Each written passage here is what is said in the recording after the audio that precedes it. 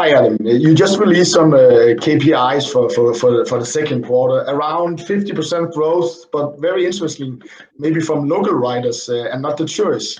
Can you elaborate a little bit about what has been succeeding in your business model, moving it from tourists, which maybe still are a little bit away from the corona, to the local riders? Yes, Michael, thank you. We have released last year after corona quite a few features and turned our marketing and activities towards local riders. So we have released a feature called referrals. If you're happy donkey rider, then you get to refer other people to use it, and they get some free rides. We also have been succeeding increasingly with the wallet pickup, where people upload certain amount and then they get discounts, and that also creates more loyal usership. But in general, our retention rates keep growing, and that we think from local users, that we think is due to us improving the fleet as well as the app and the service, with many parts of the pickup flow, the end rental flow, improving with our every sprint. So if you look back at a period where you missed the tourists, not good for your numbers, but have actually grown your company to do something and maybe faster to pick up that growth? Yes, we're quite certain that when tourism is back, then we will also receive the tourist traffic back, because it's really the best way to see town on a bike. We're actually, we think we have a really good product, and there's also some work that we're doing that will even make it more appealing for tourists as well. So we're keen on getting back the tourism that we also see picking up quite significantly compared to last year, but still we are quite long way from what we had in 2019. So I'm very happy to say that our numbers are close to where we needed them to be without having the visitor revenue back. And when that comes back, then we have a real good growth.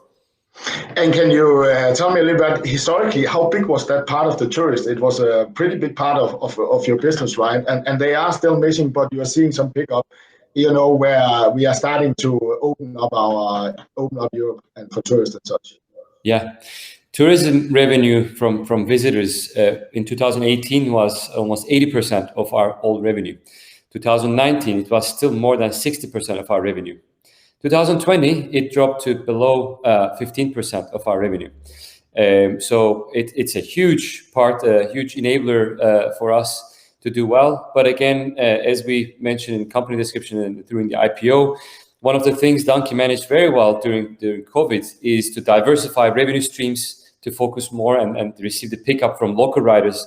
And now we're more and more ready to receive back the visitor revenue on top of that.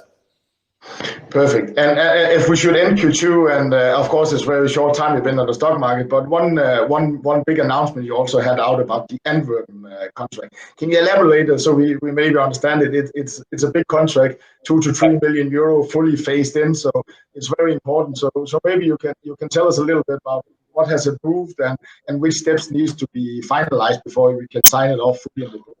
Right. It is by far the biggest contract for Donkey Republic and one of the largest contracts ever in bike sharing in Europe. It's at least 2,000 e-bikes that will be deployed in the first regional bike share. So normally you have a city bike share. Here we're talking about, imagine Greater Copenhagen. So we're talking about 33 different municipalities covered in this.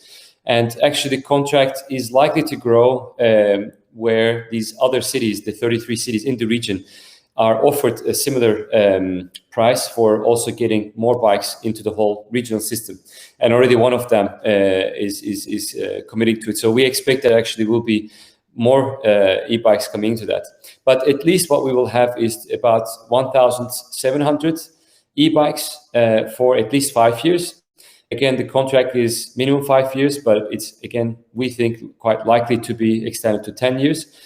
The annual revenue we expect is 2 to 3 million euros from this project, at least, without any extensions of the scope of the project. And so it is a very significant project. An important part of that 2 to 3 million euro is to be generated from public finance, which is a secure revenue stream. It's actually quite a large, quite substantial part of it is public financing. And then the status of the project is that we had applied formally in November, and then we have been in discussions, and we had been selected as the front runner in May. And there was a period for complaints, and there was made a complaint by one of the other front runners, for us receiving the deal, but the court has rejected their complaint. So now there's nothing blocking us signing with the city, and we are in late stage discussions with the city on the contract. We expect that will be signed rather soon.